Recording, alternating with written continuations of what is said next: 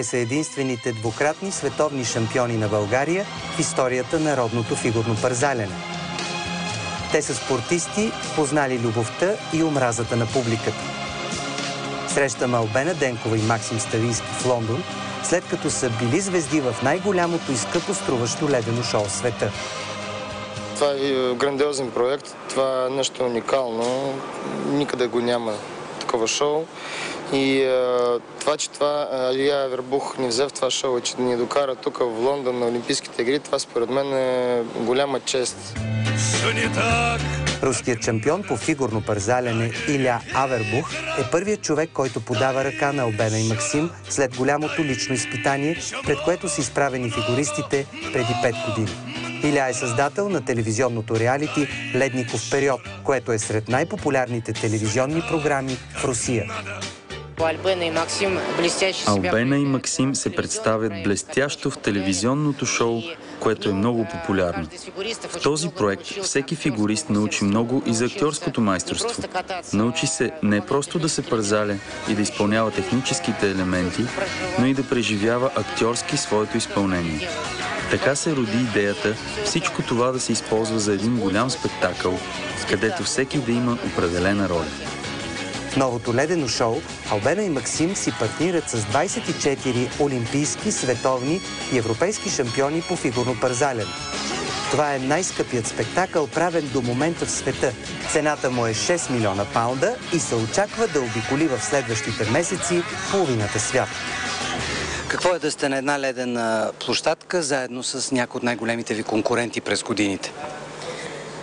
Отначало не беше много така, може би, удобно и за нас, но в последствие свикнахме и станахме едно голямо семейство и благодарение на Илия, благодарение на целия екип, наистина се чувстваме като семейство. Ние прекарваме изключително много време заедно и вече по-скоро се възприемаме като един екип, който може да се поддържа в различни моменти на леда и извън леда. Така че вече наистина е приятно да сме в този екип, в който сме. Първо, Албена и Максим са фигуристи, които служаха за пример и с които останалите се сравняваха. Независимо от това, че сме се съревновавали, аз винаги с изключителен интерес съм следял това, което те правят. Така че съвсем естествено, когато всички ние приключихме с спортните си кариери, веднага поканих за участие в шоуто именно Албена и Максим, защото те са много талантливи, интересни, ярки и много обичани както в Русия, така и в България. Много се надявам, че някой ден ще имаме възможност да покажем този спектакъл и в София, където Албена и Максим ще са звездите на програмата.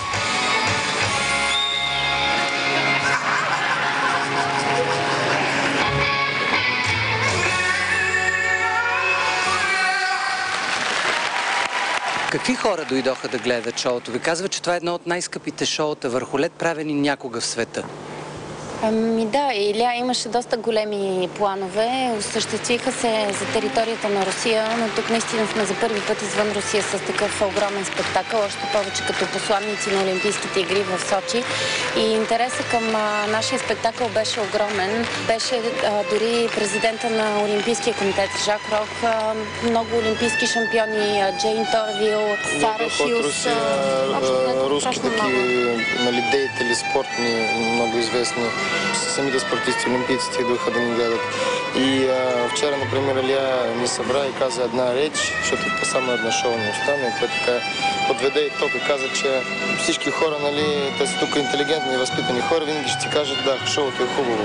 Обаче зад гърбът си мога да кажете, но това за нищо не става. Обаче като този показател, че хората идват и тези хора, като дойдоха последните шоу, те не са видяли реклама, те просто са чули, че шоуто е много хубаво, че приятели им разказаха и те за това идват. Това е най-голямата и най-добра реклама.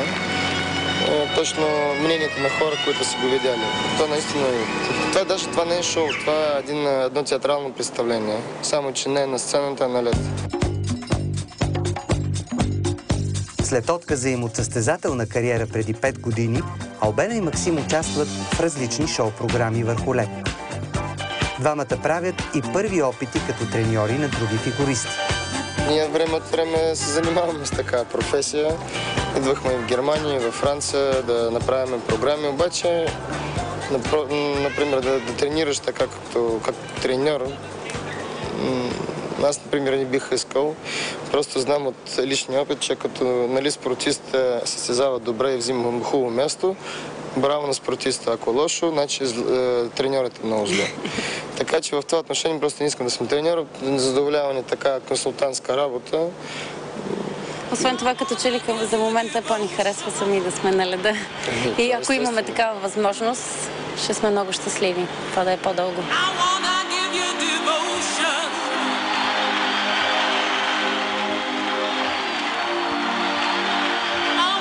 Албена и Максим са заедно повече от 15 години. Имат син Дани на година и половина. Преминали са през куп професионални и лични изпитания. И продължават да са заедно както на леда, така и от дома. От тук нататък ни предстои работа отново. Каквото беше, така предстои. Ние не спираме. Да. Сега заминаваме за Русия, където са ни поканили като консултанти Максим по-специално в групата на Александър Журин, като треньор, консултант. Така че е малко по-различна дейност, но въпреки това на леда, което е много хубаво за нас. Що се отнася до сина ни, каквото времето ще покаже? Каквото времето ще покаже, ние го заведахме на парзалка, много се радваше. Разбира се, че ще му купим кънки, ще видим. Няма да го накараме насилно, ако не му харесва, няма да се занимава с фигурно парзалене, обаче както и да е, това, което ще постигне в своя живот като успехи, ще ги постигне сам. Ще помагаме с съвет, с урок, обаче никакви връзки, нищо. Нека той трябва да израсне като личност сам. Това е нашето решение и така ще бъде. Според мен от него може да стане страхотен спортист. Трябва да стане шампион. Това сигурен съм.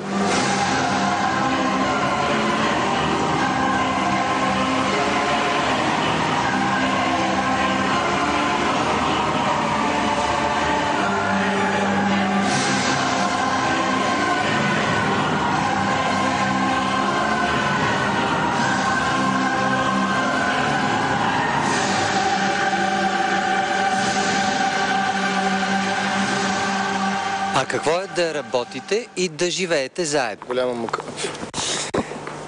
Не, това ние вече се свикнахме. Ние отдавна тренираме, работим и живеем заедно, така че, как да кажа, понякога е трудно, понякога е по-лесно. Не мога да кажа еднозначно, но според мен той само ни помага в живота.